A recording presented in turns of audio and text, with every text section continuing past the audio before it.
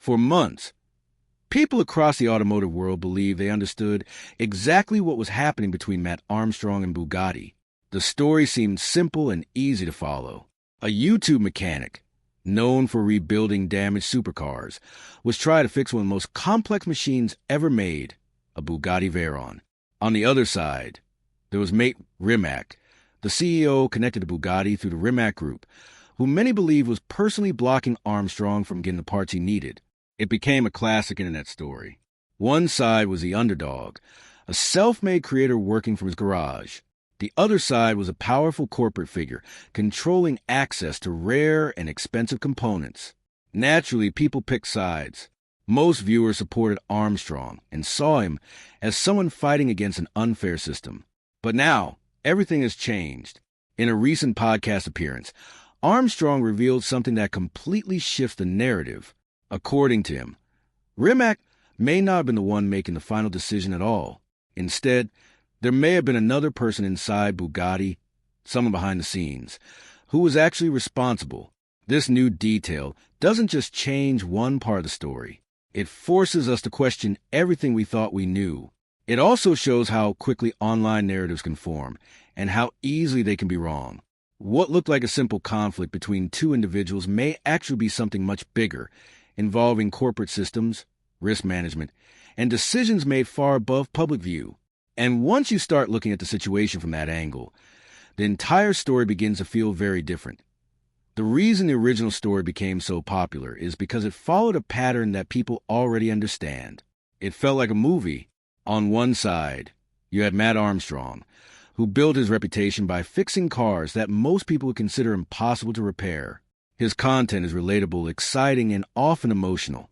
Viewers see the process, the struggle, and the success. On the other side, you had a large company connected to Bugatti, one of the most exclusive car brands in the world.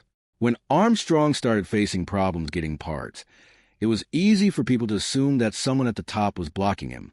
Mate Rimac became the face of that idea. As CEO, he was the most visible person connected to Bugatti, so naturally, the internet focused on him. Social media and YouTube discussions made the situation even more dramatic. Videos, comments, and reaction channels repeated the same idea again and again. Rimac was a villain. Armstrong was a hero. The story spread quickly because it made emotional sense. People enjoy stories where an individual stands up against a powerful system. It creates tension and keeps viewers engaged. But the problem with simple stories is that they often ignore complexity. Real-world situations, especially in large companies, rarely come down to one person making a decision. There are layers of management, legal teams, and corporate policies that all play a role. At the time, most viewers didn't think about that. The story felt complete, so no one questioned it too deeply. But now, with Armstrong's new comments, it's clear that the situation was never that simple to begin with. During his appearance on the Cars and Money podcast, Armstrong shared details that many people did not expect. Instead of describing Rimac as an enemy, he spoke about him in a surprisingly positive way. He compared their relationship to something more like a friendly rivalry rather than a serious conflict. According to Armstrong, there was no strong personal tension between them.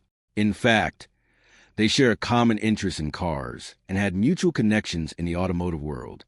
This alone was enough to challenge the idea that Rimac was directly trying to stop him.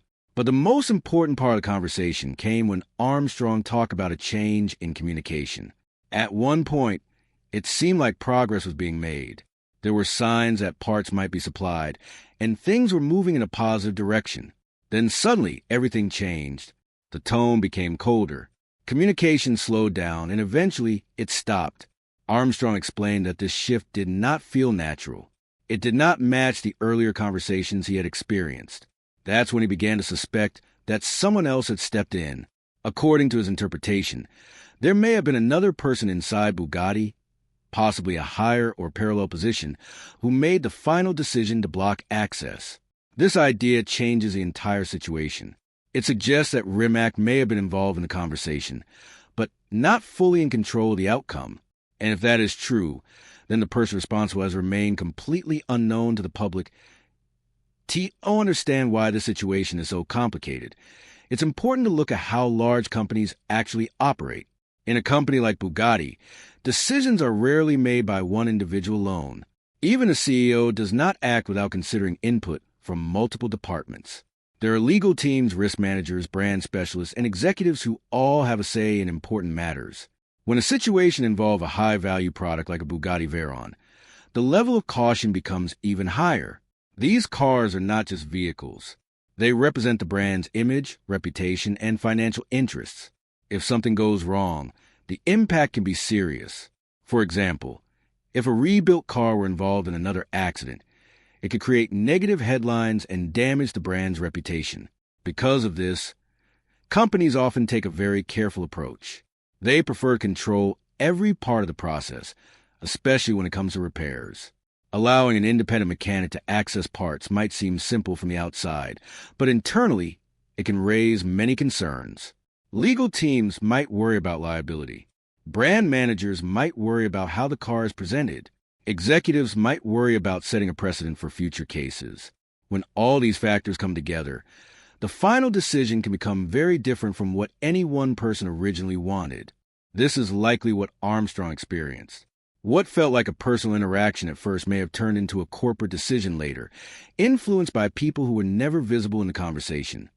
Beyond the personal story, this situation also connects to a much larger issue in the automotive world: the right to repair. This idea is based on a simple principle. If you own a product, you should have the right to fix it. That includes access to parts, tools, and information needed for repairs. In many industries, this is already accepted, but in the world of high-end and specialized vehicles, it becomes more complicated. Manufacturers often limit access to parts in order to maintain control over quality and service. While this can make sense from a business perspective, it can also create problems for owners. If a company refuses to supply parts, even the owner of the car may not be able to repair it. This is where new laws, especially in the European Union, could change things. Right to repair regulations aim to give consumers more control over their own products. If these laws are fully enforced, companies like Bugatti may be required to provide parts and information, even if they would prefer not to. This would completely change situations like Armstrong's. Instead of relying on personal communication or corporate decisions, there would be a legal obligation, and when laws are involved, decisions cannot remain hidden. Someone has to take responsibility, and that means the real decision makers would finally become visible as the story continues to develop. One thing is clear. What once seemed like a simple conflict is actually much more complex. Matt Armstrong's revelation has shifted the focus away from a single individual and toward a larger system. It highlights how decisions inside major companies are often made behind closed doors, influenced by factors that the public never sees. It also shows how quickly online narratives can form, and how difficult it can be to correct them once they spread. Moving forward, the most important question is still unanswered. Who was the person inside Bugatti that made the final call?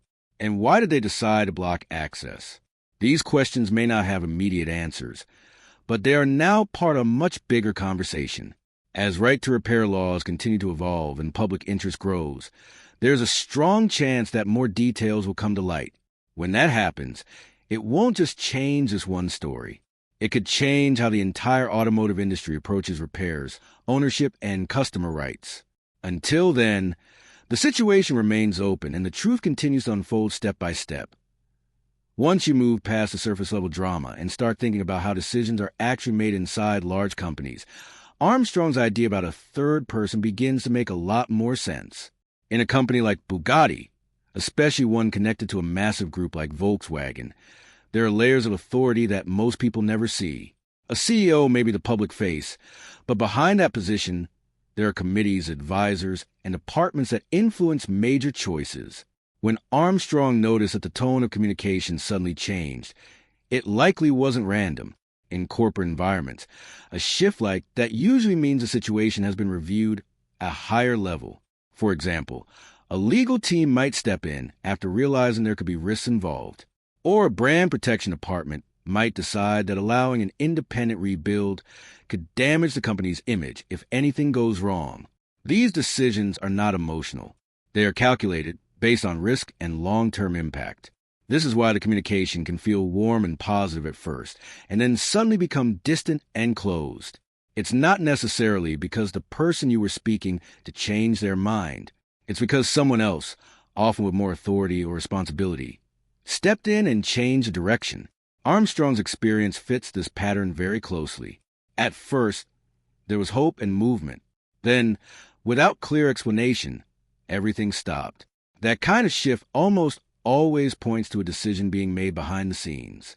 And in large organizations, those decisions are rarely explained publicly, which is why situations like this can remain confusing for so long. Another important part of the story is how much influence public attention can really have. Matt Armstrong is not just a private car owner. He has a massive audience on YouTube, and that gives him a level of visibility that most people do not have. When he shares his struggles, millions of viewers see it. This creates pressure on companies, because negative public opinion can affect their reputation. In many cases, brands respond to that pressure by trying to resolve issues quickly or at least explain their position. However, this situation shows that public pressure has limits. Even with a large audience supporting him, Armstrong was still unable to get the outcome he wanted. This suggests that the decision to block parts was not something that could easily be reversed by online reactions. When a company believes that a certain action could create legal or financial risk, it is unlikely to change course just because of public opinion. This is especially true for luxury brands like Bugatti, where reputation is extremely important.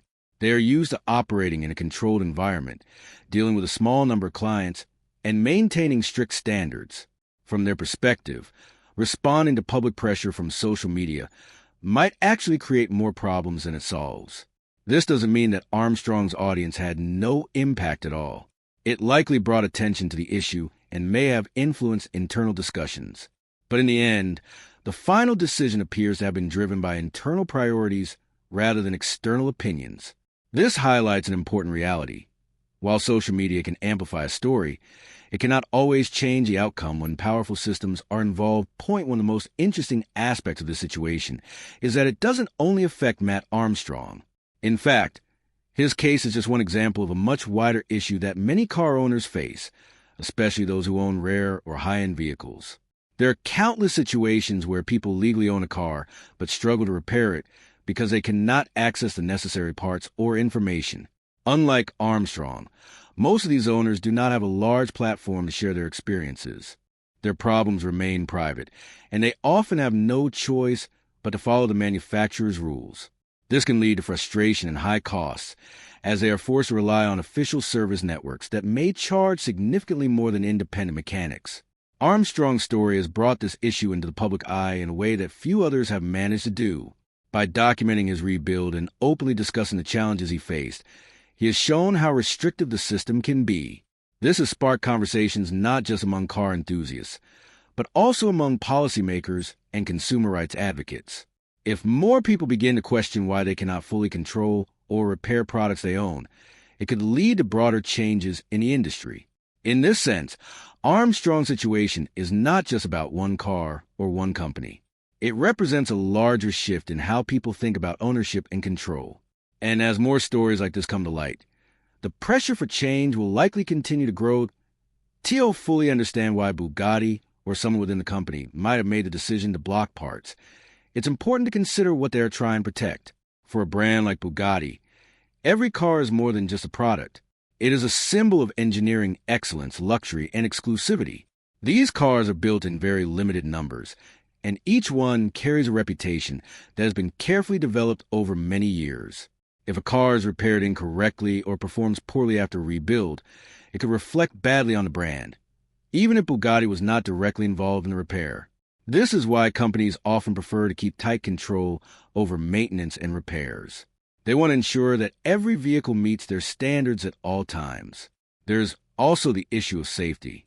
High-performance cars like the Veyron are incredibly complex, and even small mistakes can have serious consequences. From a corporate perspective, allowing an independent rebuild could introduce unknown risks. If something were to go wrong, the company might still face legal or reputational consequences. This is especially true in cases where the story has already gained public attention. In that situation, any negative outcome could quickly become a major news story. By limiting access to parts, the company reduces its exposure to these risks. While this approach can be frustrating for owners, it is consistent with how many luxury brands operate. They prioritize control and consistency over flexibility. Understanding this perspective doesn't necessarily mean agreeing with it, but it does help explain why decisions like this are made. Looking ahead, there are several possible directions this story could take. One of the most important factors will be the progress of right-to-repair laws, especially in Europe. If these laws become stronger and more widely enforced, companies like Bugatti may be required to change their policies.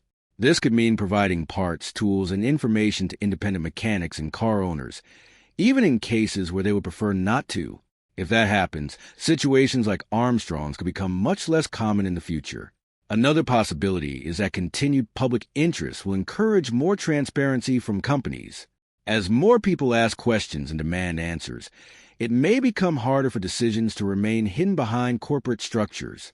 At the same time, companies may adapt by creating new systems that allow for more controlled access to parts without fully giving up control. For example, they might introduce certified independent repair programs or limited access options.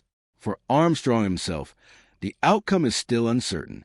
He may eventually find a way to complete the rebuild, either through alternative sources or changes in policy. But regardless of the final result, his story has already had a significant impact. It has changed how people think about car ownership, corporate control, and the balance between innovation and regulation. And as the situation continues to evolve, it will likely remain a topic of discussion for a long time. In the end, what makes this